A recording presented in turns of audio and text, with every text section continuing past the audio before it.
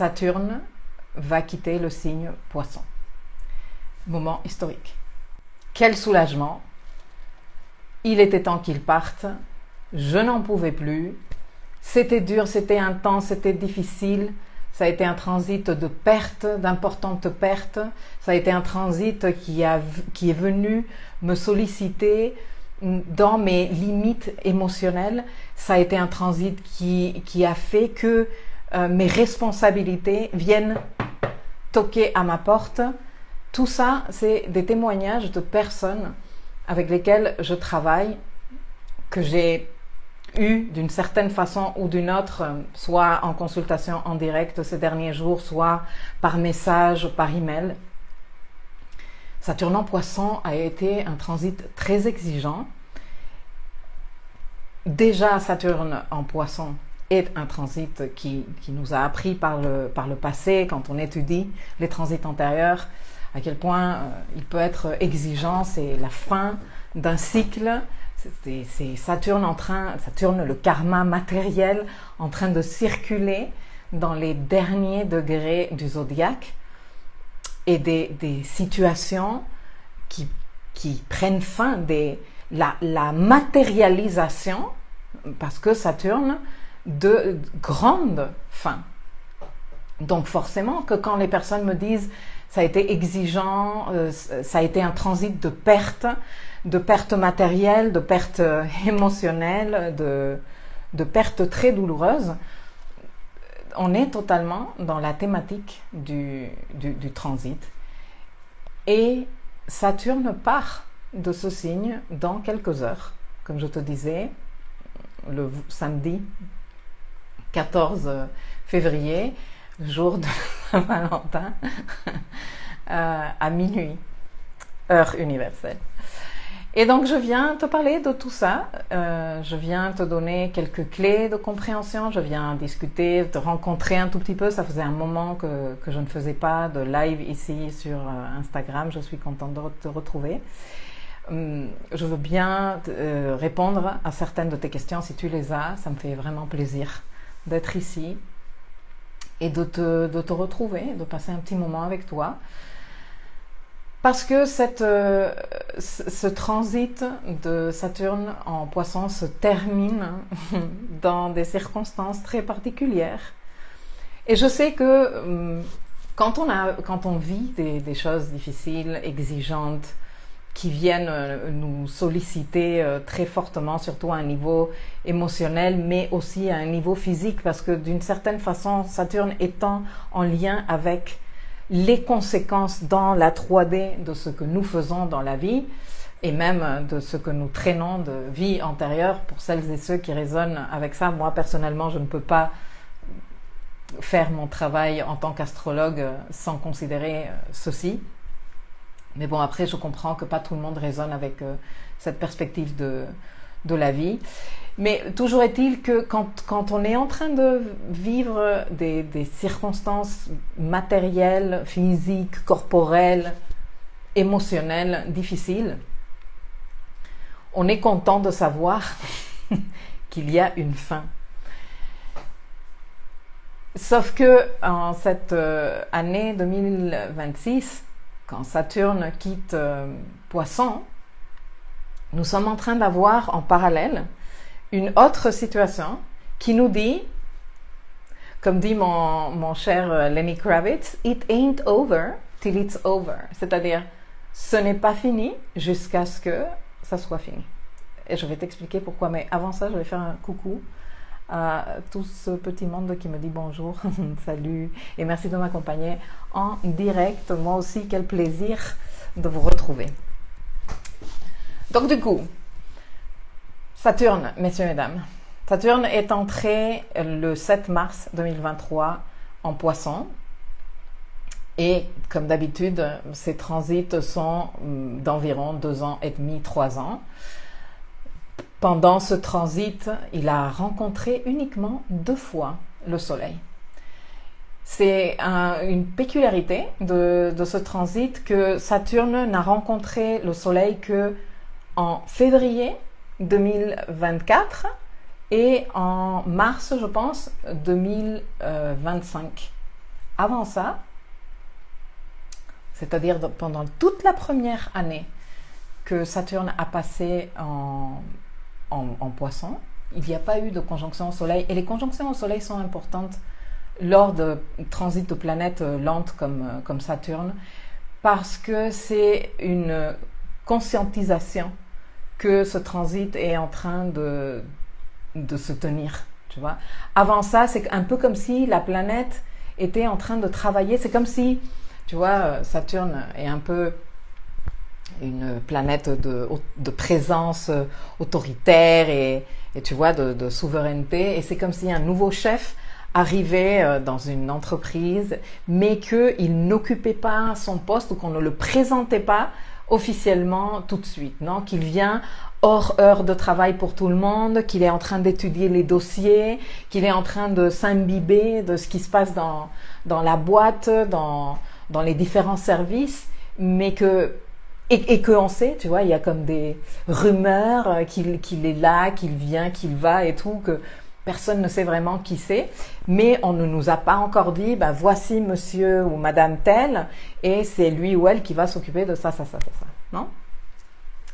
Quand le soleil fait conjonction à la planète, c'est quand on nous dit, ben voilà, c'est ça qu'on va faire, et normalement ça coïncide avec une compréhension, disons très incarnée, non? Parce que le soleil, de ce que ce transit va représenter pour nous. Les apprentissages de Saturne Saturne, il a très mauvaise presse. Moi, j'essaye d'encourager l'amour vers Saturne, mais c'est vrai que c'est dur, Saturne, parce que il vient toujours avec des leçons d'exigence. Avec Saturne, on ne peut pas bricoler, on ne peut pas faire les trucs vite fait, mal fait. On ne peut absolument pas dire que les choses, elles vont se régler toutes seules, que le temps va régler les trucs, ce n'est pas un transit pour se dédouaner de ce qu'il nous correspond faire, de manière générale. Mais lorsqu'il est dans un signe comme le signe Poisson, ceci est encore plus important, j'ai envie de dire, parce que en Poisson, on a tendance à être comme ça, tu vois. Même si toi, tu n'es pas Poisson, même si tu n'as pas ton ascendant, ton soleil, ta lune en Poisson, même si tu n'as absolument aucun truc en Poisson, ni planète, ni astéroïde, ni angle rien du tout, tu as un morceau de ton gâteau astral en Poisson. Une maison de ton thème est en Poisson. Elle est colorée de cette énergie Poisson. Et à chaque fois que toi, tu investis les affaires de la vie qui sont en lien avec ta maison Poisson, je suis sûre, peut-être que ce n'est pas clair pour toi, peut-être que, bon, tout dépend, normalement les personnes qui m'écoutent s'y comprennent un tout petit peu en astrologie. Mais sait-on jamais. Et peut-être que tu te dis, ah non, mais j'en sais rien, moi, non, c'est pas vrai. Mais moi, je suis sûre que si toi et moi, on s'asseyait, travailler sur ta maison Poisson et comment tu exprimes cette énergie de manière générale dans ta vie, tu identifierais à quel point tu es dans le flou neptunien, la tendance jupitérienne, parce que Poisson, on a tendance à penser qu'il est juste sous la maîtrise de Neptune, mais ce n'est pas vrai. Le maître traditionnel du signe Poisson, et donc ambassadeur principal de cette énergie, c'est quand même Jupiter. Hein, l'exagération, le débordement, les excès, les no limits. Donc on a d'un côté une énergie archétypale planétaire qui gouverne ce signe très excessive et exubérante. Et de l'autre côté, on a Neptune qui dissout les frontières, floute tout, nous embrume, on a la tête dans le nuage.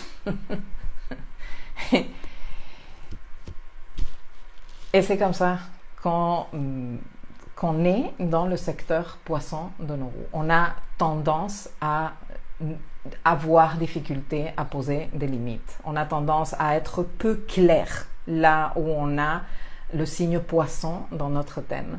on a tendance à être très tolérant avec le je ne sais pas, c'est pas grave, l'univers va s'en occuper, tu vois? Genre, un truc magique et entretenir aussi très fortement la pensée magique enfantine. Dans ce secteur de la roue que nous avons longuement étudié parce que, oh my god, comment j'ai fait du contenu sur Poisson, Saturne en Poisson, j'ai fait un guide ultra détaillé sur le transit de Saturne en Poisson dans chacune des maisons, en contact avec chacune des planètes.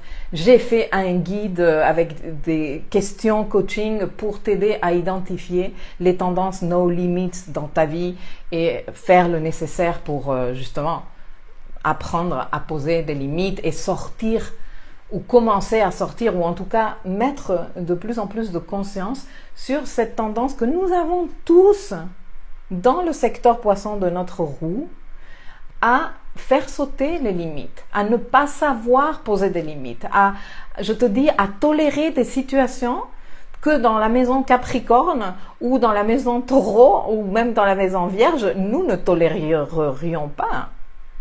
Parce que le flou artistique, non? Donc dans cette maison, nous avons eu d'abord des transits, nous avons eu un transit ultra long de Neptune qui est venu rajouter encore plus de nébulosité. Les transits de Neptune ne sont pas uniquement pour créer de la confusion et de la néblina, je ne sais pas si on dit ça en français, mais aussi pour nous ouvrir à d'autres possibilités. Okay? Le truc avec Neptune, c'est que Neptune n'est pas une énergie de matérialisation et qu'on vit dans une réalité matérielle. Donc c'est très joli Neptune et ouais le rêve et ouais les possibilités infinies et ouais connecté avec les instances supérieures et certainement pas moi vient te dire que tout ceci n'est pas vrai.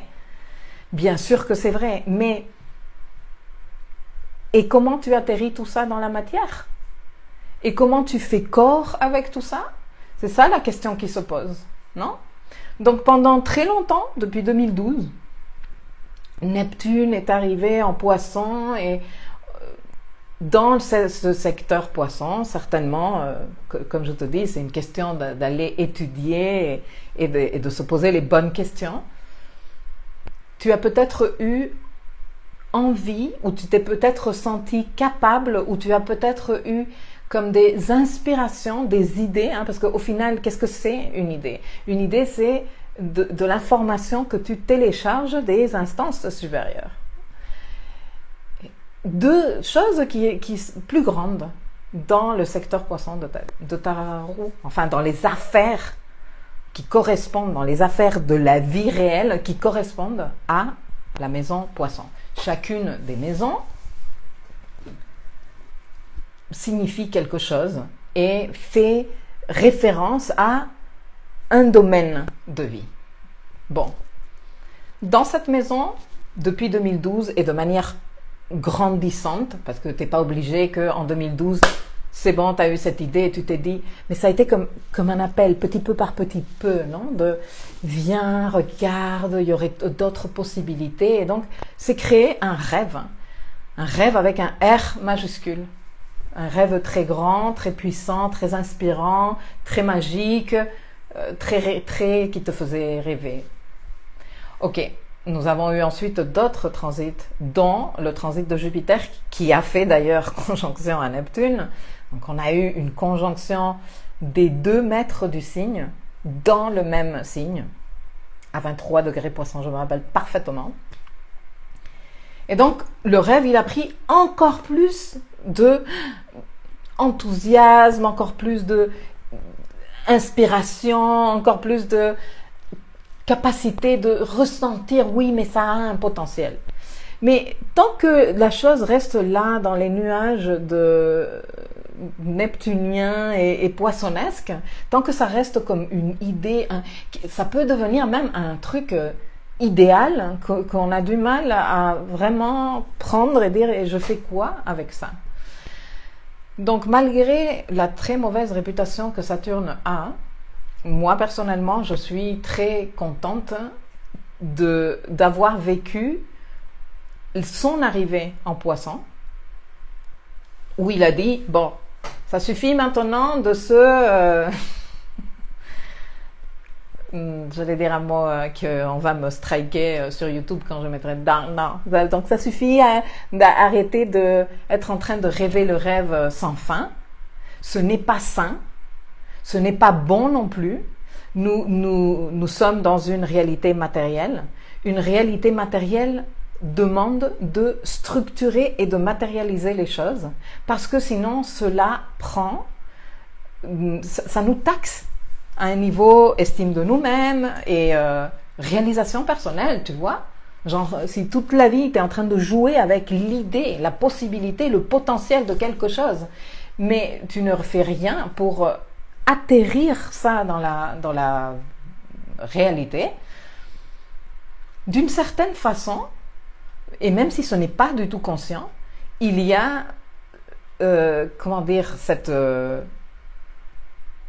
cet apprentissage que tu es en train de faire, sans le savoir peut-être, que tu n'arrives jamais à matérialiser tes projets. Et après, dans les discours des personnes, quand moi je les vois par exemple en consultation, on me dit « Ouais, mais c'est que je n'arrive jamais, c'est toujours trop dur. » Mais tu n'es pas vraiment en train de donner une possibilité à ce rêve. Et je sais que de nombreuses personnes vont être en train de m'écouter, peut-être pas maintenant parce qu'on n'est pas très nombreux aujourd'hui. Merci quand même à ceux qui m'accompagnaient en direct. Mais plus tard, je vais me gagner des petits pouces vers le bas sur YouTube, certainement, parce que je suis en train de dire, parce qu'il y a des personnes qui vont me dire, mais si, moi j'ai fait des choses, moi j'ai essayé, j'ai lancé mon projet où j'ai eu le courage, j'ai osé, etc., etc.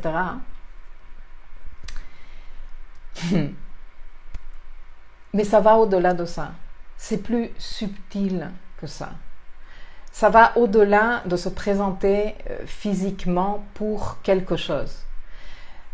Il faut comprendre que tout ce que nous faisons ici, dans la 3D, nous ne le faisons pas sans bagage émotionnel. Nous ne le faisons pas, totalement vierge à un niveau mental et à un niveau émotionnel. Nous venons avec une charge. Et avec cette charge, nous imposons à nos processus de manifestation notre cahier des charges. Mais nous le faisons secrètement. Nous le faisons, secrètement, quoi. Tu vois ce que je veux te dire, c'est nous le faisons inconsciemment. Et donc, matérialiser, c'est difficile. Hein. C'est justement percer la réalité. Déjà, faire descendre cette idée jusqu'à la matière et donc se l'approprier. Dans ce processus d'appropriation de son idée, il y a des choses auxquelles il faut renoncer forcément parce que nous nous rendons compte, et ça c'est quand même aussi un apprentissage saturnin, que si notre potentiel est illimité, nos ressources ne le sont pas. Nous n'avons pas une énergie infinie, nous n'avons pas du temps infini, nous n'avons pas de la capacité mentale, du jus mental infini. C'est pour ça que nous avons besoin de manger, de boire, de dormir, de nous reposer, de nous restaurer ou de nous recréer. Tu vois, tu n'as pas une capacité infinie de faire face à une frustration. Non. Ta capacité de gérer la frustration s'épuise. Et tu recharges ta capacité de faire face à des frustrations en faisant des choses amusantes, qui te font du bien, entertaining, je ne sais pas comment on dit ça en français, tu vois. Donc, mais si tu es constamment dans la frustration, dans la frustration, dans la frustration, dans la frustration, à un moment donné, tu n'es plus productif ou productif, tu n'es plus efficace. Tout comme si tu es dans la production, ou vouloir t'acharner mentalement à comprendre ou à terminer un truc, à un moment donné, ton cerveau il te dit, écoute, c'est bon quoi. Moi j'ai tout donné là. Alors soit tu me donnes un autre truc à faire, soit tu vois. Et quel est l'apprentissage quand on est face à ça? Et encore, je n'ai pas parlé des moments de maladie, non? Où toi, tu as toute ta volonté de faire un truc. Moi, ça a été un de mes grands apprentissages, très douloureux, j'avoue, de 2025. Que tu as toute ta volonté, que tu as ton envie, tu as la niaque. Hein? À niveau 5D, toi, tu es on fire. Et ton corps, il dit oui, mais... non, je peux pas. Non. Je suis fatiguée, je suis malade, nous avons de la fièvre, nous avons de l'inflammation, nous sommes épuisés, je peux pas, désolée. Et ça, pour moi, par exemple, en 2025, ça a été un apprentissage très, très douloureux. Alors, ce n'était pas nouveau pour moi, hein, que une chose, c'est notre potentiel et une autre chose, c'est nos ressources et ce qu'on peut faire d'elles, hein, parce que Saturne, justement, nous dit il faut respecter les limitations. Il y a des limitations. Tu vois que Saturne, il a des anneaux. Lui, il parle de ça, de cadre, de limites, de jusque-là et pas au-delà. Donc moi, je savais tout ça. Mais j'avoue qu'à un niveau physique, je ne l'avais pas vécu comme ça et ça a été très, très dur et je ne sais pas comment on dit ça en français, humbling. Ça a été une leçon d'humilité très importante. Et ça a été aussi une façon d'apprendre à faire avec moins. Non? Je me suis posé la question. Bon, heureusement, je ne suis pas restée toute la vie malade. Mais à un moment donné, je me suis posé la question, comment je peux faire si je reste comme ça à jamais, je fais comment? Et j'ai appris à faire comme ça. Donc après j'ai eu 2 autres épisodes, donc répétition, hein, parce que j'étais concernée par le transit de Saturne très particulièrement par rapport à mon soleil. Et tout ça je te le raconte pas pour te raconter ma vie, mais un peu pour te transmettre ces apprentissages que nous laisse Saturne. Non? Que Saturne est là comme il faut que tu comprennes que dans la 3D, il y a des limites. Dans la 3D, ton âme, elle peut commencer à courir et là, par exemple, à 4 mètres plus ou moins de où je me trouve, j'ai un mur. Et mon âme, elle peut traverser ce mur. Mais mon corps, non. Moi, si je cours dans ce sens-là, je vais me prendre le mur dans la gueule et je vais me faire très mal, physiquement parlant, tu vois. Et ça, c'est carrément en lien avec l'archétype saturnin. Alors moi, je le dis toujours quand je parle avec les personnes, parce que c'est vrai que quand on s'est pris plusieurs murs saturnins, on a du mal... on a du mal à le mettre en perspective de façon positive, tu vois, parce que c'est douloureux, c'est frustrant, on se demande mais pourquoi, on commence à se poser toutes les mauvaises questions, ce n'est pas pour moi, mais pourquoi c'est si difficile, nanana. Et moi, je dis toujours en consultation, on revient souvent, parce que pour moi c'est important de resignifier, non, et le vécu et surtout de intégrer la bonne leçon, pas quand on est en train d'intégrer la leçon depuis l'enfant lunaire qui est victime de tout, franchement ça ne nous sert à rien. Intégrer la bonne leçon pour moi c'est depuis une perspective adulte. Les murs de Saturne ne sont jamais non à jamais, point barre, dégage. Allez, meurs et je ne veux plus rien savoir de toi. Non, les murs de Saturne sont non pas comme ça. Non, pas maintenant. Non, pas dans ce sens-là. Non, pas par là. Mais du coup, quand on sait ça, ça veut dire que si pas comme ça, alors comme si, peut-être que ça va marcher.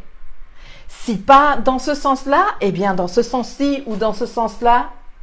Si pas par cette voie-là, eh bien peut-être qu'en contournant. Si pas maintenant, peut-être qu'un peu plus tard. Et toujours, à chaque fois qu'il y a un mur saturnin, il y a comme quelque chose à apprendre. Donc en fait, il y a aussi cette partie super intéressante des murs saturnins qui devraient tous nous servir, et en tout cas moi c'est ce que je fais à un niveau personnel avec mes propres murs saturnins que je me prends comme toi bien sûr, et avec les personnes que j'accompagne. C'est qu'est-ce qu'il me faut apprendre, pour pouvoir arriver là. Qu'est-ce que je n'ai pas aujourd'hui dans mes compétences, dans ma compréhension, dans mon regard, qu'il me faut apprendre pour arriver là où je veux, qui est au-delà de ce mur. Alors peut-être que ce qu'il va me falloir apprendre va me prendre un petit peu de temps. Et c'est pour ça que le mur saturnin dit non, pas maintenant. Fais ton boulot avant, apprends ce que tu as à apprendre et après tu reviens et tu vas voir. Peut-être que c'est une question de changer le regard.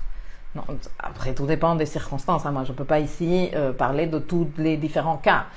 Je te donne autant d'éléments que possible pour que toi, tu puisses faire tes liens. Mais si c'est une question de développer un autre regard ou, tu vois, pas dans ce sens-là, pas dans cette direction-là, pas avec cette méthode-là, il y a des fois où ce n'est pas une question de temps nécessairement, mais d'apprendre à regarder les choses autrement. De dire, ah ok, ben moi, pourquoi je m'entêtais à passer obligatoirement par là, alors que je peux aller par là, alors que je peux aller par là, alors que je peux aller par là, tu vois, et explorer les différentes options. De l'autre jour, j'étais en train de parler avec une cliente qui a sa lune en maison 12, en Gémeaux, conjointe à Saturne. Et on était en train de parler, parce que c'est quand même quelqu'un qui est dans le domaine de la communication, et elle fait son travail est normalement par écrit. C'est comme des restitutions, je te dis pas tous les détails pour préserver un peu, parce qu'elle m'a zéro autorisé, ça m'est venu maintenant spontanément de te parler d'elle. Mais c'est un peu aussi pour que tu comprennes, ça fait partie de ce décortiquage du code Saturne que je veux te transmettre aujourd'hui. Et donc elle fait, disons qu'elle est dans la communication d'informations qu'elle a. Et elle présente ça sous forme de restitution par écrit aux personnes qui consomment ses services. C'est un peu compliqué de l'expliquer comme ça. Et donc, on était en train de parler, elle et moi, en consultation, parce qu'elle est, comme de nombreuses personnes en ce moment, dans de fortes remises en question et dans une envie très importante de faire évoluer ce qu'elle propose comme service et tout ça. Et je lui ai dit, tu sais, tu as une voix. Moi, je suis très sensible à la voix parce que ça fait très longtemps que je travaille à distance avec des personnes. Depuis 2020, ma vie professionnelle s'est nettement améliorée parce qu'avec la situation Covid, les outils de travail en ligne, ils ont amélioré en 2 secondes. Mais avant ça, moi, je me suis coltinée de nombreuses années de travail avec des outils ultra merdiques, dont le Skype qui fonctionnait 1 fois sur 2. Et de nombreuses fois, j'ai eu, mais plein de fois, j'ai eu mes séances de coaching par téléphone. Donc, il y a des clients que je pourrais reconnaître par leur... D'ailleurs, ça m'est arrivé, dans une foule, comme ça, des personnes que moi, je n'avais jamais vues physiquement et que j'ai reconnues par la voix. Donc je suis super sensible au son, à la voix des personnes. Bon, ça fait quand même beaucoup d'années que je suis dans ça, non? Mais donc je lui dis, et ta voix, tu as une super jolie voix. Et si tu faisais tes restitutions ou certaines de tes restitutions où tu commençais à impliquer ta voix, et là elle me dit, ah mais tu sais moi le truc de ma voix c'est quand même une situation très très difficile. Je n'ai pas la confiance de m'exprimer. Et je dis mais pourquoi? Et tu sais, donc je lui dis ça résonne fort avec ta lune en Gémeaux et Saturne, tout ça dans la maison 12 comme très caché, comme une lune punie par Saturne de chut, ne parle pas. Elle me dit mais tu sais que quand j'étais petite, je me rappelle parfaitement d'une fois où j'étais en train de m'exprimer, etc., etc. Et on m'a dit non, tu ne parles pas. Et j'ai été très touchée par ça et j'ai arrêté de parler en fait. Donc je suis devenue très silencieuse. Après, avec le temps, bien sûr que je me suis détendue et tout. Mais en parlant avec moi, justement, l'autre jour, elle me disait, je me rends compte que, bon, quand on est petit, on n'a pas ces outils, hein, mais je me rends compte que quand on m'a dit, chut, ne parle pas ou pas maintenant, j'aurais pu dire, ok, pas maintenant, mais quand est-ce que, à un autre moment? Pas maintenant, pour quelle raison? Parce qu'il y a du monde, parce qu'on est en train de faire quelque chose qui demande du silence, parce que quand on est petit, on n'a pas cette capacité de dire ok, on n'a pas ces ressources. C'est rare qu'on ait ces ressources. Surtout quand on a des transits ou quand on a des signatures qui impliquent notre lune, mais de manière générale, on fonctionne tellement avec notre enfant lunaire que voilà. Il y a toujours comme cette tendance à le prendre personnel et le prendre de manière douloureuse et nous faire petits. Alors que, surtout quand on a une signature Lune-Saturne au natal, on est appelé, mais de manière générale tous avec notre lune, on est appelé à nous saturniser, à dire ok, donc pas maintenant, pas comme ça, ne parle pas, ça ne veut pas dire ne parle jamais, ça veut dire choisis le moment pour parler. Donc pourquoi, à quel moment, quand est-ce que le moment est correct? Une personne avec une lune en Gémeaux conjointe à Saturne a un message super important à passer. Un message structurant, un message édifiant. Mais elle doit apprendre d'abord à savoir quand parler, comment le faire et à gérer à un niveau émotionnel ses murs. De toute façon, bon, ça c'est l'exemple de cette personne en particulier. Mais nous tous avons notre code lunaire en action tout le temps dans notre vie. Et nous tous pouvons tomber dans le « je me suis pris le mur saturnin et ça veut dire que non, jamais ». Donc, nous sommes en train de vivre avec l'enfant lunaire ou « je me suis pris le mur saturnin et ça veut dire que il y a quelque chose que je suis en train de faire qui n'est pas bon ». Qu'est-ce que c'est? Le temps? Est-ce que c'est le timing? Est-ce que c'est la méthode? Est-ce que c'est mon attitude? Est-ce que c'est la direction? Qu'est-ce que c'est? Donc, le mur saturnin nous sert à stop et regarde, évalue, questionne-toi et décide, hein, non? Lucidité, discernement, Saturne. Avec Saturne en Poisson, nous avons été tous appelés à faire mûrir notre enfant intérieur, notre code lunaire. Donne-moi une seconde. Parce que en Poisson, on est dans le domaine total de l'émotion. Donc, on a des ressentis très forts en Poisson. Et avec Saturne, les murs saturniens nous ont fait sentir très très fort. Quand on est dans le ressenti, quand on est dans la connexion à l'émotion, c'est notre code lunaire qui est très sollicité. Peu importe si tu as ta lune en Poisson ou pas. Moi, j'ai ma lune en Balance, signe d'air, zéro émotion. Et c'est quand même mon code émotionnel, la lune. Donc, quel que soit le signe de ta lune, mais si tu as en Poisson encore plus, Saturne en Poisson est venu solliciter ce code-là.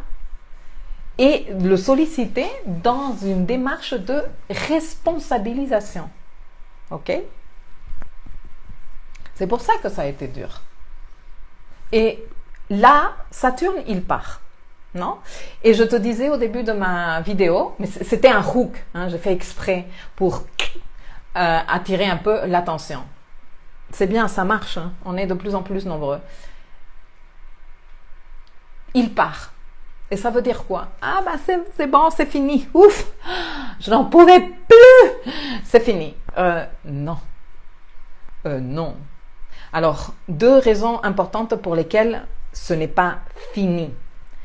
La première, c'est que le travail que nous avons fait avec Saturne en Poisson n'est pas encore terminé, même quand Saturne s'en va, et je vais t'expliquer pourquoi.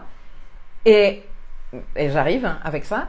Et la deuxième est que le travail que nous avons fait avec Saturne nous a servi, ou devrait nous servir, de base, de fondation sur lesquelles nous allons poursuivre avec cette entrée de Saturne en Bélier et la conjonction que Saturne va faire avec Neptune à 0 degré Bélier dans quelques jours, dans une semaine, le 20 février.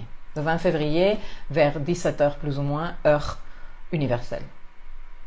Donc en fait, si nous n'avons pas terminé de faire le travail d'intégration des leçons saturnines en Poisson,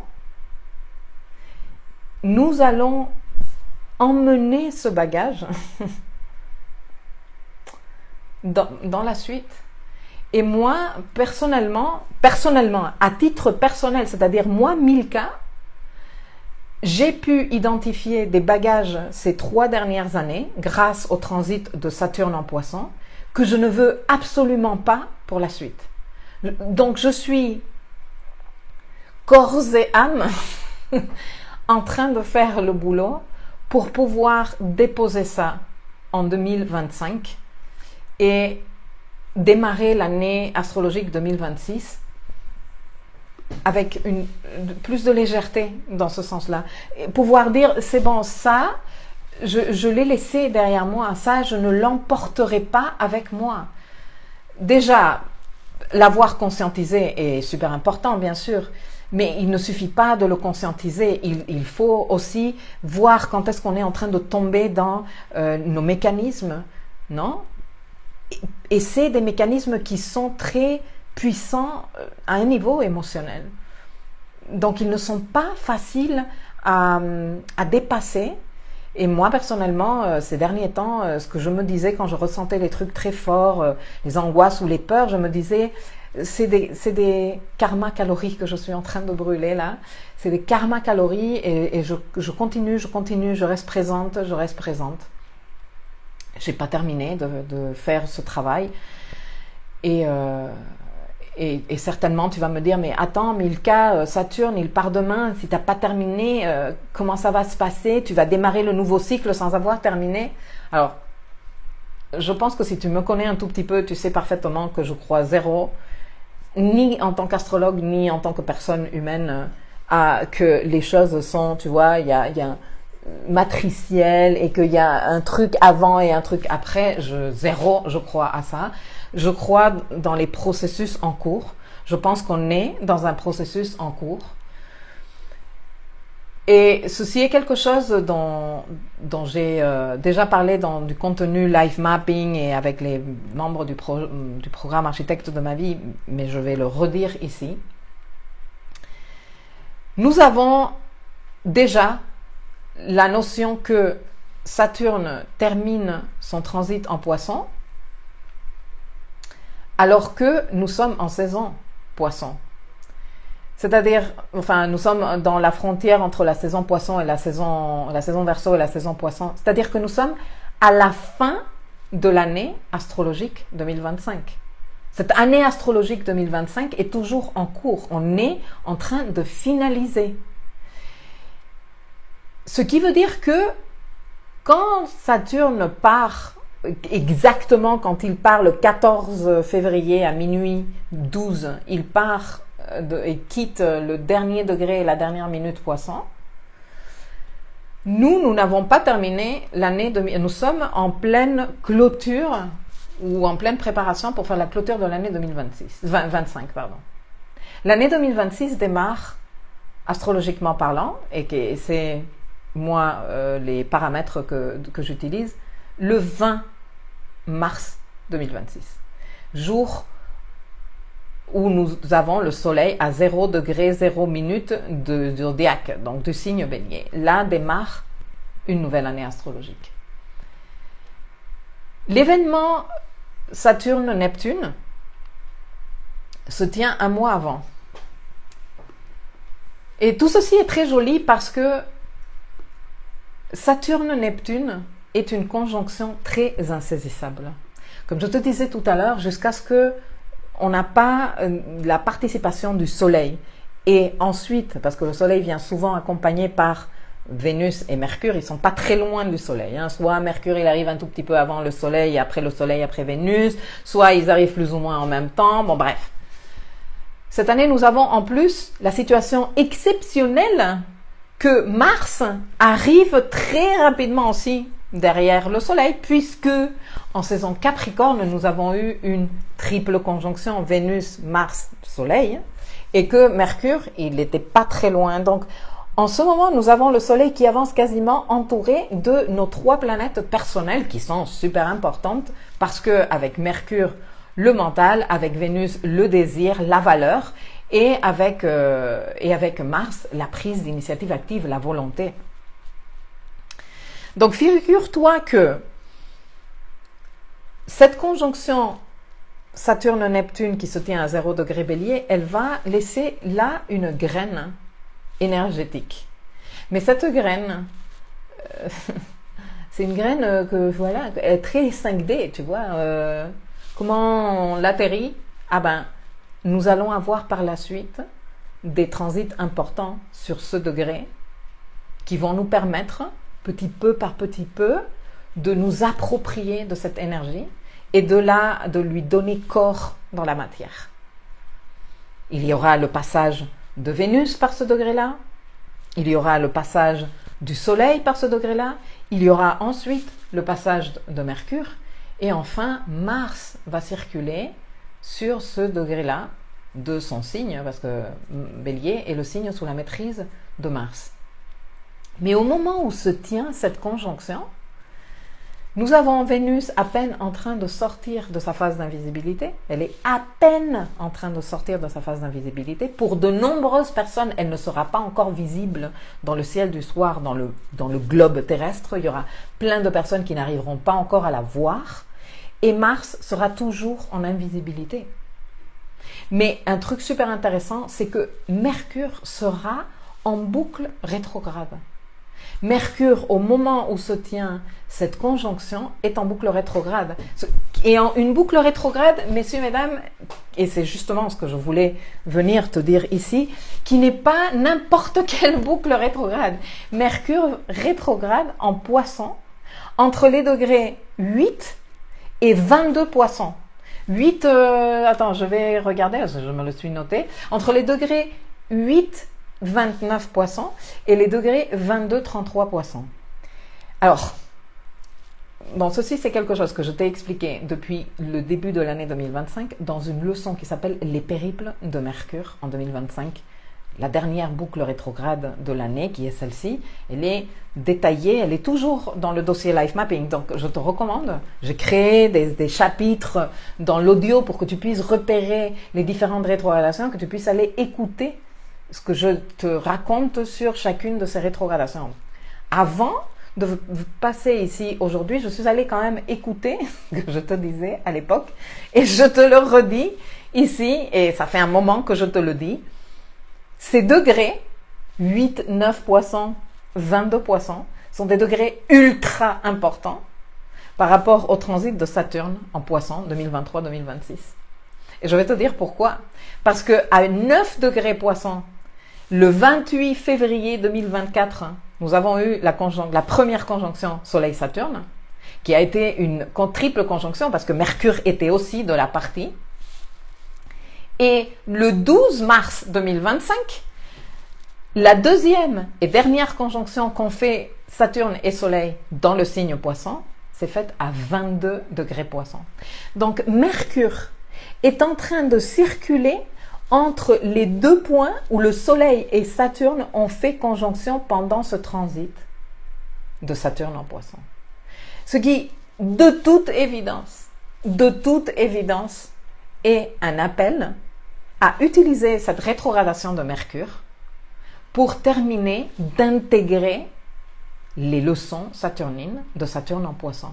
Mais si tu as des affaires en attente, s'il y a un tas de papiers que toi tu t'étais dit, papier Mercure, que toi tu t'étais dit, ça fait partie des trucs que je ne veux pas emporter en 2026, si tu as des démarches à faire, si tu as des appels à faire, si tu as des trucs à rendre, de l'argent à rembourser ou à payer, quelle que soit la situation que toi tu as identifiée en Poisson, que Saturne te l'a certainement très clairement signifié ces derniers temps, que tu te dis c'est ça que moi je veux laisser en 2025 à jamais, occupe-toi-en. Regarde, je vais te donner des dates pour t'encourager.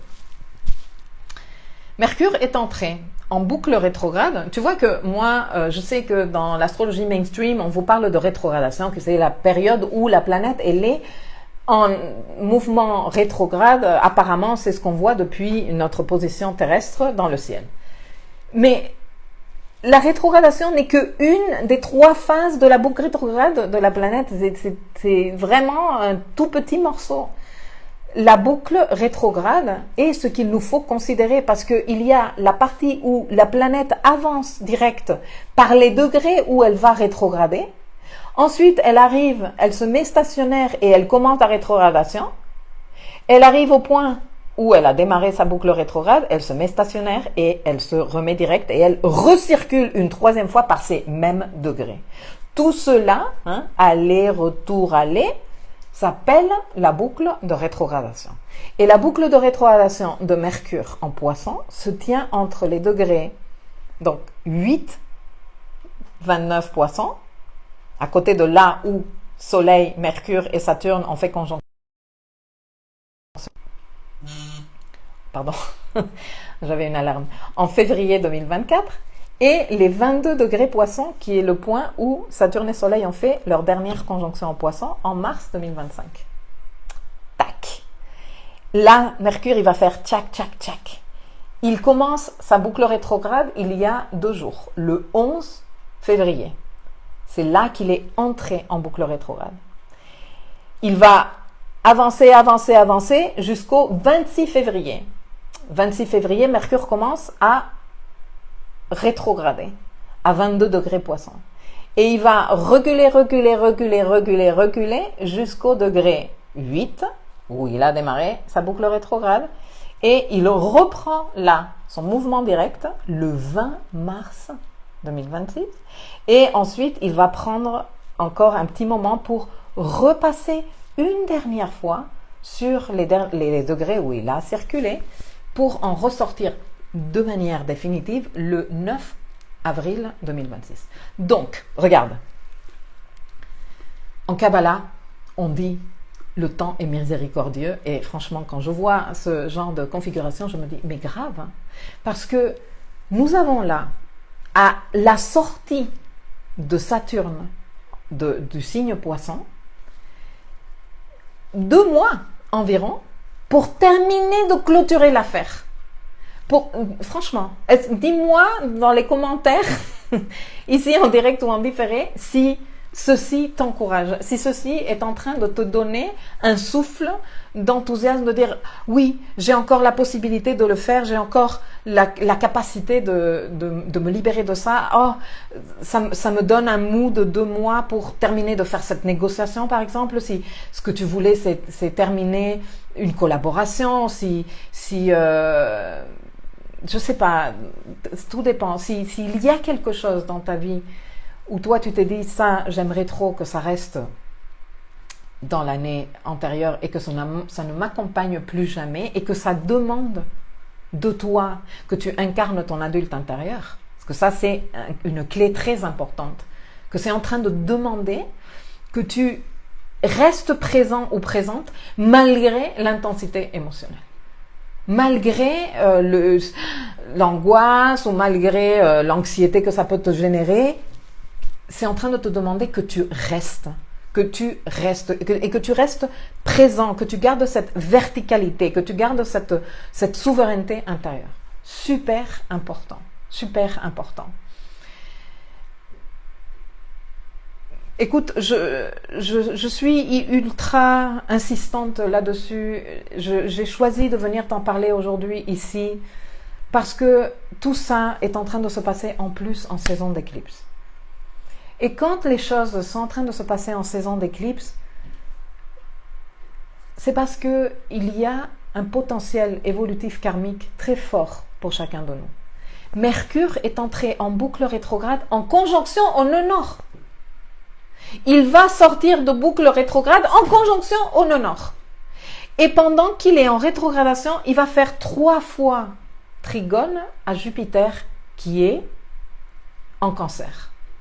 Jupiter en Cancer qui est en train de nous dire l'expansion se trouve ici. Est-ce que tu es en train de créer le vaisseau intérieur suffisant pour contenir émotionnellement ce que tu veux manifester dans la 3D? Moi, j'ai appelé le transit de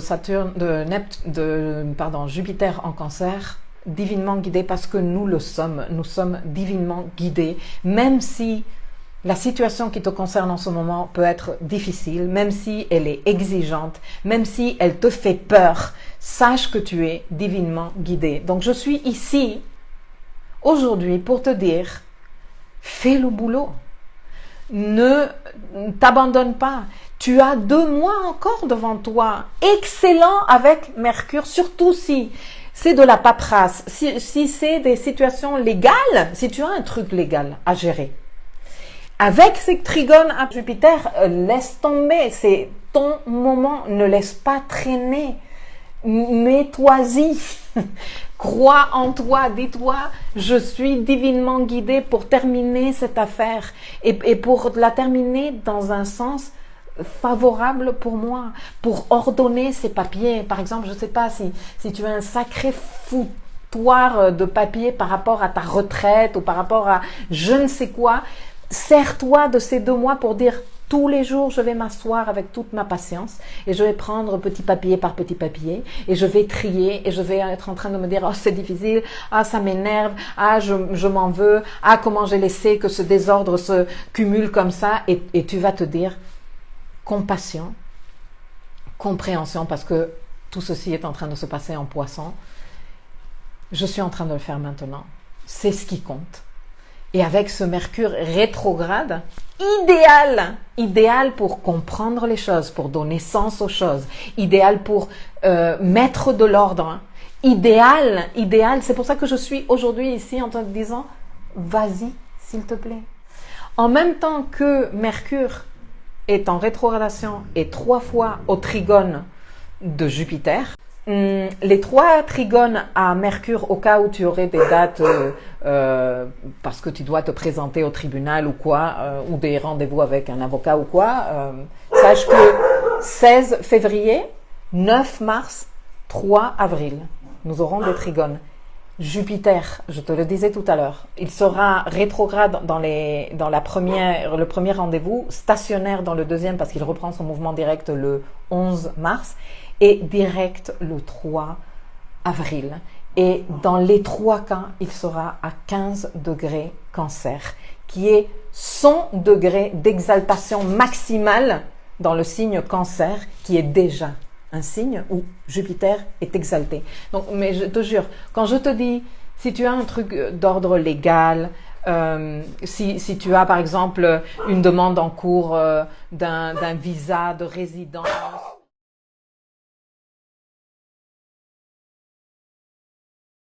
je reprends ce que je disais parce que c'est très très important.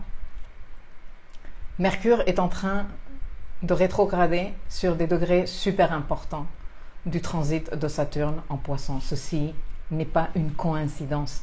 Ce n'est pas genre « Ah tiens, c'est curieux ». Non, il y a un appel très important à faire ce travail d'intégration et clôturer aussi mentalement. Et quand je dis mentalement, je ne dis pas intellectuellement nécessairement parce que Mercure est en Poisson. Et tout le travail que nous avons fait en Poisson, de conscientisation à travers les très difficiles leçons saturnines, demande à être maintenant intégré à un niveau mental. Et dans ces mêmes degrés, va circuler Vénus, un tout petit peu en même temps plus ou moins que Saturne, que Mercure est en train d'entrer en boucle rétrograde. Et par la suite, sur ces mêmes degrés, Mars va circuler. D'ailleurs, Mars va sortir de son invisibilité en conjonction lui aussi au nord. Et quelques jours avant le début de l'année astrologique. Donc nous allons démarrer l'année astrologique 2026 avec un Mercure stationnaire direct, donc en voie de sortir de sa boucle rétrograde, un Mars visible, une Vénus visible, un Soleil à 0 degré Bélier. Moi je pense que nous voulons arriver tous à cette date, si pas avec toutes les situations réglées, parce que comme je te dis, il y aura la 3e et dernière phase de ce Mercure rétrograde en Poisson qu'il nous faudra transiter, mais que cette dernière phase, donc celle qui va du 20 mars 2026 au 9 avril 2026, qu'elle soit pour terminer de clôturer, pour la signature de fin de contrat par exemple, pour terminer de trier et te débarrasser de ces affaires, ces papiers, ces situations que tu ne voulais plus emmener, que ce soit vraiment ce moment pour clôturer vraiment l'affaire. Et entre-temps, carpe diem, saisis les opportunités. Carpe diem, ce n'est pas « Ah, jette-toi sur le canapé, vis la vie ». Non, non, non, carpe diem, c'est saisis l'entièreté de ces opportunités que te présente la vie. Là, on les a. Et comme je te disais, Mercure est au trigone de Jupiter 3 fois et Jupiter est sur son degré d'exaltation maximale dans son signe d'exaltation. Donc vraiment, c'est ce que je t'étais en train de te dire quand j'étais interrompue par tous mes loups qui sont maintenant ici à mes pieds. Si tu as un truc légal en cours, que ce soit une demande de visa, un permis pour construire, un permis pour ouvrir, je sais pas, un restaurant, une ouverture de activité entrepreneuriale ou un autre, quelle que soit la situation d'ordre légal que tu aies entre les mains, sers-toi de ce Mercure pour relancer, présenter les documents, les dossiers, discuter avec les personnes impliquées, parce que c'est très favorisé réellement, très favorisé pour que tu clôtures tout ça divinement guidé. Et en même temps que Mercure est en train de faire les trigones à Jupiter, il est aussi en carré à Lilith. Et Lilith, elle est en Sagittaire. Donc avec Lilith en Sagittaire, nous sommes tous en train de travailler l'ombre de l'archétype Sagittaire et de notions comme liberté. Nous sommes en train de travailler l'ombre des dogmes auxquels nous nous accrochons, de ces grandes vérités auxquelles nous nous accrochons, qui ne nous laissent pas avancer, qui ne nous laissent pas avancer. Et la difficulté pour embrasser notre grandeur, je sais que ça a l'air hyper cliché ce que je suis en train de dire, mais ça ne l'est pas. Ça ne l'est pas et nous sommes en train de travailler avec Jupiter, maître de Sagittaire, en Cancer avec ça. La capacité émotionnelle d'accompagner nos processus, de nous croire possibles, de nous croire capables. Nous sommes en train de la développer avec Jupiter en Cancer. De dire, je suis capable de porter ce projet. Je suis capable de manifester une relation merveilleuse, complice. Je suis capable de matérialiser ce rêve. Je suis capable. Je me sens possible. Tu vois ce que je veux te dire? C'est une question d'émotion. C'est quelque chose que, de toute évidence, nous sommes en train de travailler dans le dossier Jupiter en Cancer que j'ai fait aussi dans le détail, un super accompagnement avec des rendez-vous très précisément prévus dans la timeline du transit de Jupiter en Cancer parce que c'est le signe d'exaltation de Jupiter, qu'il a été au trigone de Saturne. Tu vois, les deux transits ont été très fortement reliés. Et si Saturne nous a démontré en Poisson, là où il nous fallait mûrir, là où il nous fallait devenir plus responsable, plus adulte dans notre lien à notre inspiration, dans nos processus créatifs, dans la façon de canaliser l'information, dans notre relation au divin aussi, au mystère, tu vois. Eh bien, avec Jupiter en Cancer, nous sommes appelés à trouver l'abondance et la croissance, l'expansion dans ça, dans le développement de nos capacités émotionnelles, de contenir ce que nous essayons de manifester ici dans la 3D. Donc voilà, un moment exceptionnel en pleine saison d'éclipse. Si ça, c'est pas être divinement guidé, moi franchement, je ne sais pas qu'est-ce que c'est. Donc bon, je suis un peu dégoûtée parce que vous m'aviez laissé des commentaires et des questions du côté de... Quand j'ai fait la première partie de cette... je suis en train de regarder Instagram pour voir si... Non, mais il n'y a pas moyen. Ça ne s'est pas sauvegardé. Pour voir si j'avais le replay de l'ancienne partie et voir si les commentaires mais ne sont pas sauvegardés. Donc du coup, je ne sais pas si vous aviez des questions, je les ai ratées. Si vous avez laissé des commentaires, je ne les ai pas vus. Mais j'espère que cet appel à vous présenter pour ce dossier Poisson, à terminer de le boucler, à faire le travail d'intégration avec Mercure, à rester présent malgré les émotions difficiles, à vous dire à quel point ce que vous êtes en train de faire à ce moment-là, même si c'est difficile et angoissant, même si ça vous sollicite, même si ça vous fait peur, c'est quelque chose qui va vous permettre de grandir. Pour rappel, les carrés de Mercure à Lilith que nous allons être en train de vivre tout au long de cette boucle, donc ils se font concrètement le 10 février, 16 mars, 28 mars, sont en train aussi de nous permettre de nous libérer d'un désenchantement existentiel important.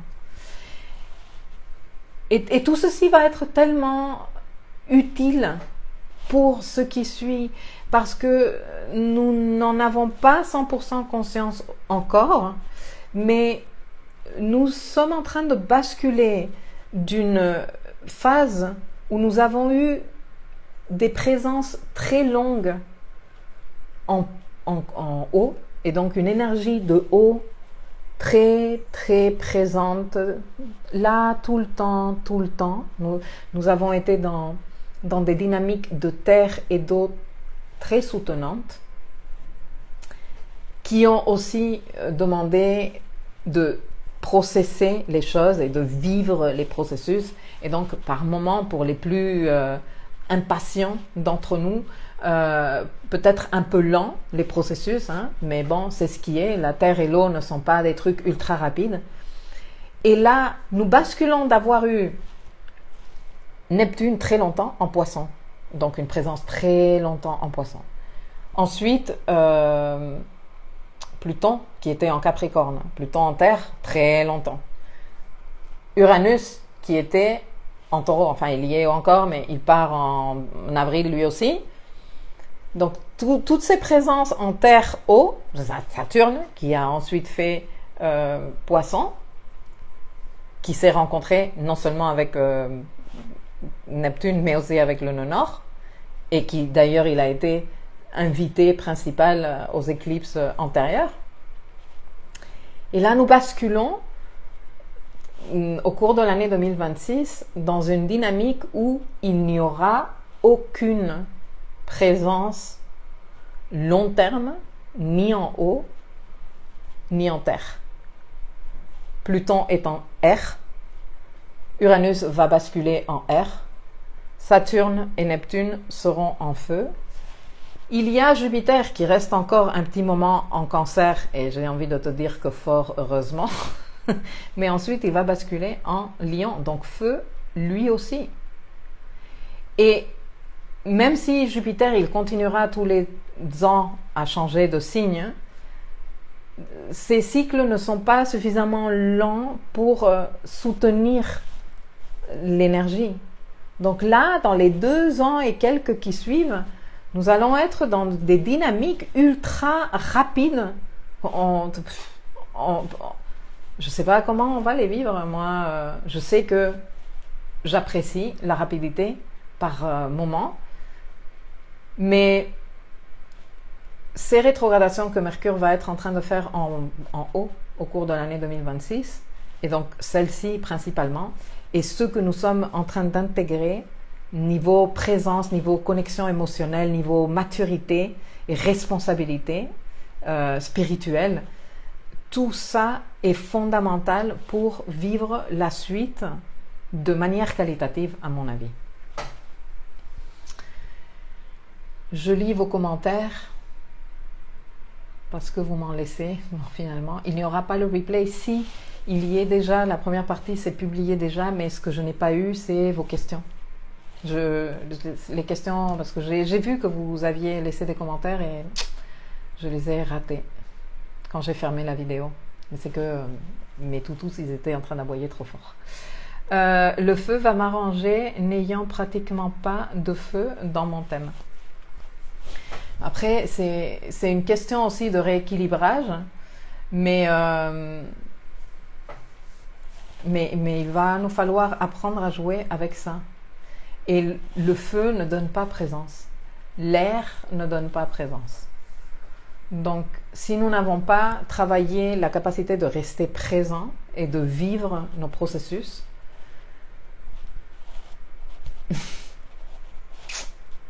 je ne sais pas comment on va vivre la suite. Donc, d'importantes réflexions par rapport à ça se posent, et cette rétrogradation de Mercure en Poisson, elle est importante pour ça aussi, pour dire comment je m'accompagne dans mes processus, non? Parce que quand tout s'accélère, quand tout va à toute vitesse, si tu ne sais pas rester présent ou présente avec toi, tu vas gérer ça comment? Tu vas partir dans tous les sens aussi. Je sais pas. Je sais pas, je me pose des questions. En même temps, nous avons des transits que nous n'avons jamais vécus. Déjà que nous n'avons... La conjonction Saturne-Neptune est une conjonction qui ne s'est pas faite en quasiment 7000 ans sur le degré zéro bélier très puissante. Donc c'est carrément que nous sommes en train de démarrer un tout nouveau chapitre sur Terre et par rapport à l'histoire de l'humanité. Mais ensuite, Pluton en Verseau, je ne l'ai jamais vécu, toi non plus. Neptune en Bélier, je ne l'ai jamais vécu, toi non plus. Uranus en Gémeaux, moi je ne l'ai jamais vécu. Il y a certaines personnes qui l'ont déjà vécu, forcément. Ces personnes s'apprêtent à vivre leur retour d'Uranus, mais bon, ça fait quand même 80 quelques années que Uranus ne passe pas en Gémeaux. Et qu'est-ce que ça va donner? Qu'est-ce que ça va nous proposer comme énergie? On ne sait pas, hein. Il y a beaucoup de... on peut spéculer énormément de choses, forcément, mais avec Uranus, on ne sait que dalle, hein, jamais. Donc, je me pose la question, et en tant que astrologue, et depuis l'astrologie que je pratique, qui est une astrologie de la conscience, et une astrologie au service de l'évolution de l'être humain, je me dis, c'est quand même curieux, non? Que juste dans l'année où nous sommes en train de faire cette énorme bascule, que je te dis, on peut spéculer, mais on ne peut pas nécessairement anticiper. Tu ne sais pas comment tu vas évoluer. Les choses vont aller très, très, très, très vite, à un niveau information, à un niveau données, à un niveau événement, non?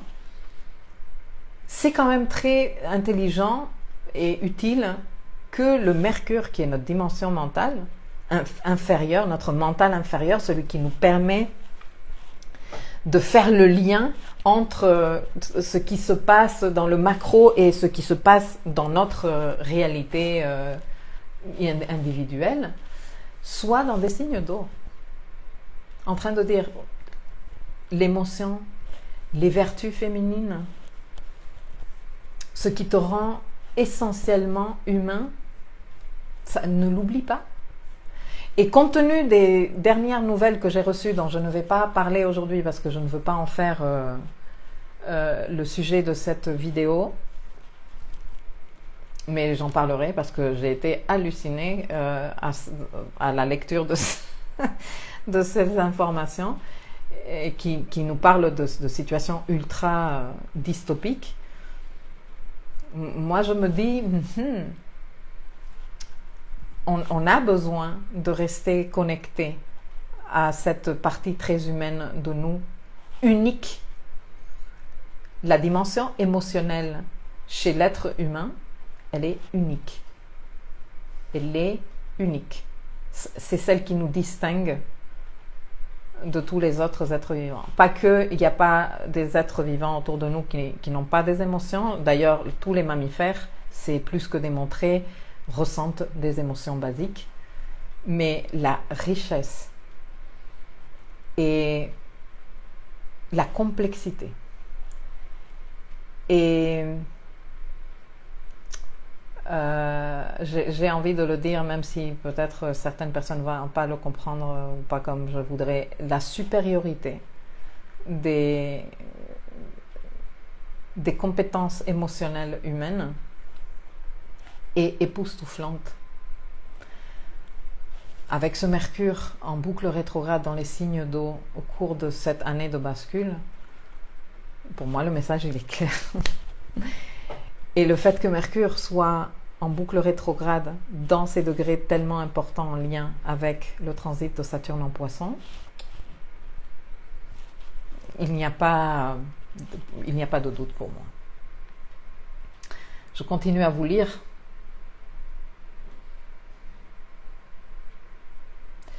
Même si on a peur, même si on enclenche le processus, mais que tout ne se finalise pas au 20 mars, on aura enclenché, non?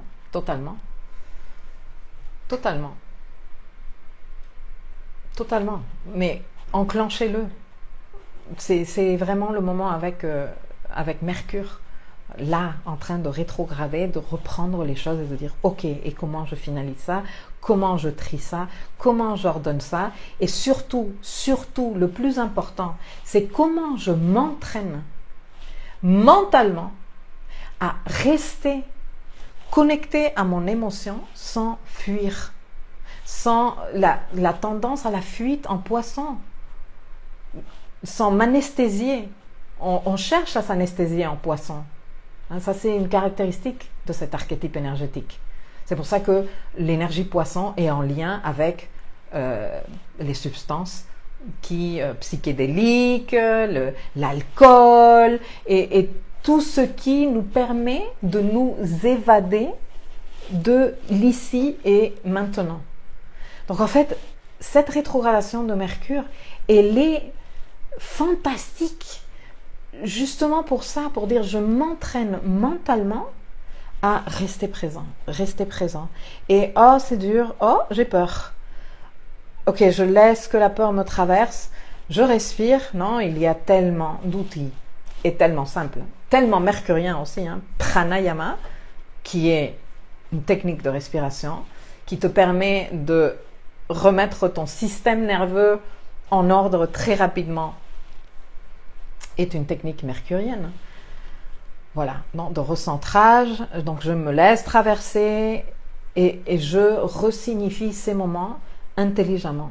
Je me dis, cet entraînement est en train de me permettre de dépasser ces peurs, de dépasser ce flou. Je suis en train de mettre de l'ordre, je suis en train de terminer de mettre de l'ordre, je suis en train de me responsabiliser, non, pour ce que je veux, et je suis en train surtout de m'entraîner à être présent ou présente avec mes émotions.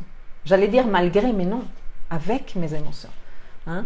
Qu'on a tendance, et ça c'est encore un infantilisme, à chercher toxiquement uniquement la joie. Mais messieurs, mesdames, la joie, s'il n'y avait que de la joie dans le monde, on n'aurait pas de joie. On ne saurait pas ce que c'est. Parce qu'on a besoin du contraste. On a besoin du contraste pour valoriser les choses. Donc on sait apprécier le calme parce qu'on a vécu et on a, de manière générale, toujours du chaos là qui peut venir à n'importe quel moment. Souvent, j'entends, surtout de mon chéri, le commentaire que c'est dommage, les personnes ne sont solidaires que quand elles ont vécu elles-mêmes des situations difficiles. Mais oui, parce qu'on n'apprend que par le contraste. Donc si toi, tu n'as pas été dans une galère, comment tu peux développer la solidarité ou autre? Non, il te faut vivre la galère pour dire « Ah, j'apprécie ce que veut dire être bien, tranquille. » Non? Il te faut te désordonner pour apprécier l'ordre. Il te faut partir en cacahuète pour apprécier le calme et la paix. Il nous le faut. Donc, cette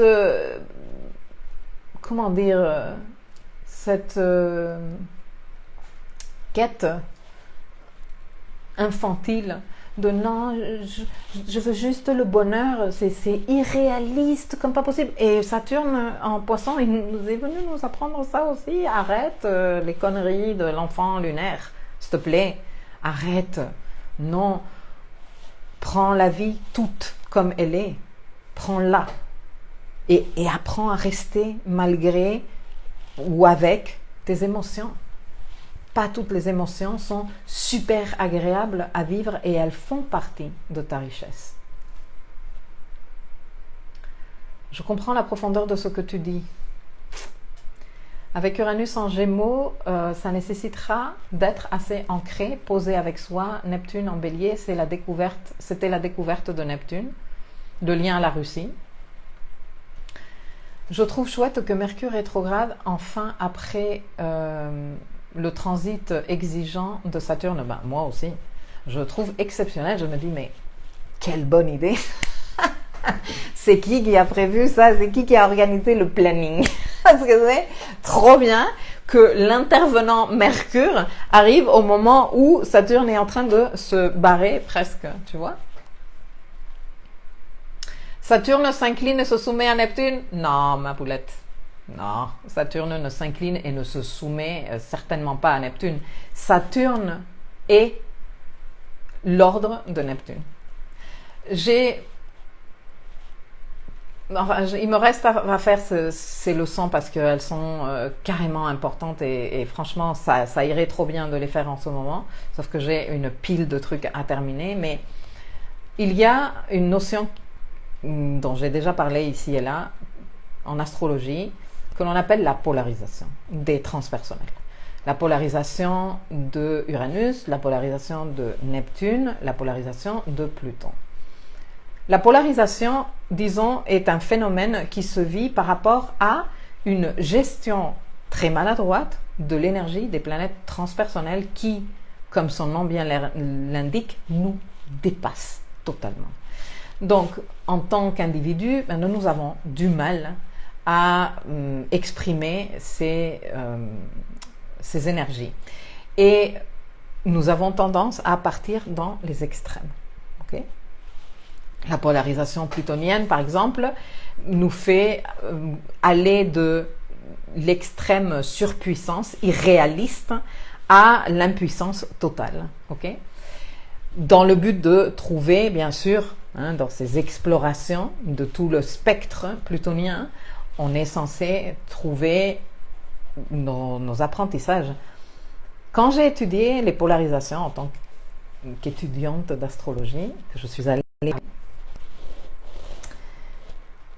j'ai appris que la planète qui nous permet d'encadrer les polarisations, parce qu'elles sont très difficiles à vivre, les polarisations des transpersonnels. N'importe quelle personne plutonienne qui soit en train de m'écouter en ce moment sait à quel point c'est épuisant de vivre les polarisations de Pluton. De passer de la surpuissance égotique à l'impuissance totale, se relever, enfin bref. Et Saturne vient poser ce cadre. Saturne vient dire non. C'est avec l'énergie Saturne que nous arrivons à dépasser la tendance maladroite de la polarisation des transpersonnels. Et ceci fonctionne pour Pluton, qui a été mon exemple, mais aussi pour Saturne et Uranus. Donc non. Saturne ne s'incline et ne se soumet pas à Neptune. Par contre, il y a aussi la notion de cycle astrologique et la structure d'un cycle astrologique que je vous ai expliqué dans une leçon ultra détaillée dans le dossier The Moonwork, je pense. Non, Astro in Real Life, dans le programme Architecte de ma vie. Tu trouves la leçon en tapant structure cycle astrologique dans la barre de recherche du blog et ça va te renvoyer vers la leçon. Et là, je vous expliquais que lorsque nous sommes dans des cycles importants, comme ça, collectifs, avec deux planètes lentes, comme c'est le cas de Saturne et de Neptune, le cycle est divisé en deux parties. Il y a la première partie où Saturne va être, la planète rapide est sous la tutelle de la planète lente. Donc, il y a, disons, la mission ultime, c'est la planète lente qui la détermine et la planète rapide va mettre son énergie pour cette mission. Jusqu'à ce qu'on arrive à l'opposition dans ce cycle où la planète rapide s'affranchit de la planète lente ou des instructions qu'elle a reçues de la planète lente et elle agit plus en solo. Okay? Donc tout ça, on va l'étudier très bientôt parce que je vais faire une leçon. Je suis en train de réfléchir encore au format de comment je vais vous présenter parce que c'est quand même une conjonction et un cycle qui donne beaucoup à parler et je ne veux pas faire non plus une masterclass de 5 heures donc je vais voir si je vous propose une série, tu vois, une petite série de rendez-vous où on va petit peu par petit peu décortiquer les archétypes et tout ça, voir un peu plus dans le macro comment fonctionnent ces cycles Saturne-Neptune et ensuite faire nos spéculations de comment on peut vivre ça et comment on peut s'en saisir justement pour à un niveau très individuel parce qu'au final nous sommes les individus qui tous ensemble portons cette énergie en tant que collectif.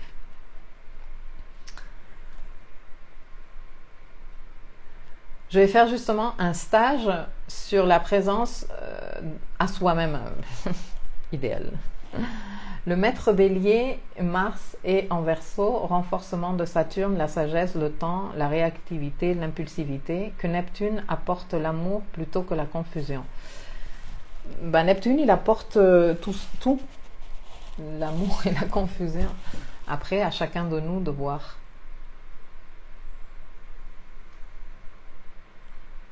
As-tu parlé du degré zéro vernal, ce degré du début de tout? J'ai fait des leçons énormes. J'ai parlé des Aries Point, je les ai décrits les 4, hein, parce qu'il n'y a pas que le degré zéro bélier, il y a les 4 degrés des signes cardinaux. J'ai parlé de où se trouve ce degré dans le thème et qu'est-ce que ça signifie si tu as des planètes en conjonction à ce degré. Enfin, des leçons, il y en a par milliers. Rester connecté sans fuir, exactement.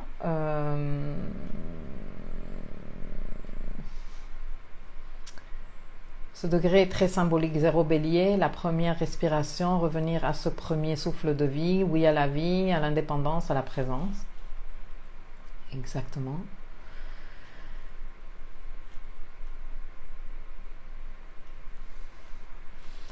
André de Comte-Sponville, je ne connais pas, parle tout à fait de ça, l'amour et les contraires pour apprécier ce qui est la joie. L'amour, ben, c'est que toute personne qui fasse un travail sérieux d'observation des processus d'apprentissage de l'être humain sur Terre ne peut que dire que l'on apprend par contraste. On ne peut pas apprécier le chaud sans avoir eu froid. On ne peut pas apprécier le sec sans avoir été mouillé. Tu ne peux pas apprécier l'éclat de la lumière si tu n'as jamais connu le sombre, l'obscurité, la nuit. Voilà. Tu ne peux pas apprécier un goût sucré si tu ne connais pas les autres, le goût amer, le goût âpre, le goût salé. C'est pour ça que tu peux dire aussi c'est fade. Comment sais-tu que c'est fade? Eh bien, tu sais que c'est fade parce que tu as goûté avant ce qui était bien épicé, ce qui était savoureux. Mais si tu n'as jamais goûté quelque chose de savoureux, on te donne un truc fade et tu ne sais pas. Tu ne peux pas valoriser ça ni l'apprécier. Donc le contraste, tellement, on a tendance à le fuir, mais il est tellement important dans nos processus de compréhension de ce que nous faisons ici. Voilà, ladies and gentlemen. Bon, je suis très contente d'être ici avec vous. Merci d'avoir participé et de m'avoir partagé vos réflexions. J'espère vraiment que vous allez vous servir de ce Mercure rétrograde. Et sinon, moi, ladies and gentlemen, j'ai fait le guide de Saturne en Poisson, où je décortique Saturne dans toutes les maisons, Saturne en contact avec les planètes. J'ai fait un workbook pour la clôture du cycle de Saturne en Poisson. Sers-toi de ça. Quand je publierai cette vidéo, je laisserai les liens ci-dessous quelque part ou épinglés dans un commentaire. Si tu es en train de me regarder sur Instagram, va dans mon lien dans la bio et là tu vas voir les différents liens. J'ai également fait tout un dossier sur Jupiter en Cancer et d'ailleurs le 4 mars, je pense, nous avons une réunion de prévue pour faire le point de cette rétrogradation de Jupiter. Tout ceci est en lien comme je suis en train de te l'expliquer. Et regarde que ce Mercure rétrograde dans les degrés Poissons tellement important pour le dossier Saturne en Poisson sera au trigone de Jupiter. Donc, everything is connected. Moi, quand everything is connected, je me dis, waouh, il faut vraiment donner de notre attention à ça. Et en plus, tout ceci est en train de se passer en pleine saison d'éclipse. Spectaculaire. Bon, le guide est top. Merci, je recommande. Merci. Ces outils sont des trésors. Merci, tout est en cours. ayant Saturne en Poisson en plus, si tu as Saturne en Poisson, tu es en train de vivre ton retour de Saturne. Tout ça est vraiment très très important pour toi. Bon, merci beaucoup de m'avoir accompagné. Je reviens bientôt.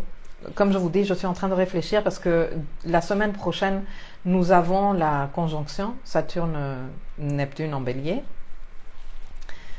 Et je veux vous en parler, mais je réfléchis encore à comment on va s'organiser. Si vous avez des idées, n'hésitez pas à me dire dans les commentaires si une petite série vous paraît très bien, ou si vous préférez du contenu en différé et puis un contenu en direct en genre masterclass pour faire le point et discuter ensemble, ou une série de questions-réponses après, tu vois, une série de capsules que je fasse en différé et ensuite qu'on se réunisse pour les questions et les réponses. Dites-moi qu'est-ce qui vous ferait plaisir, qu'est-ce qui vous plairait, enfin qu'est-ce qui vous arrangerait le mieux, qu'est-ce qui vous serait le plus utile surtout.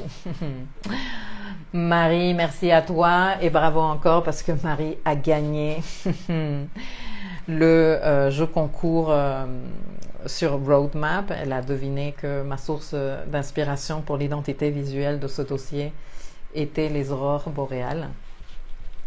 Ce dossier qui est où je t'apprends à planifier ton année 2026 et nous avons dans 15 jours, j'ai organisé pour la première fois de ma vie, j'ai organisé une retraite en ligne. Je ne sais pas exactement comment ça va se passer, mais une chose est sûre, je me suis rendu compte, après toutes ces années de faire Roadmap, qu'il y a comme cette situation on fait l'atelier et c'est sûr qu'en 1h30, tu vas jamais avoir le temps de terminer de planifier quoi que ce soit.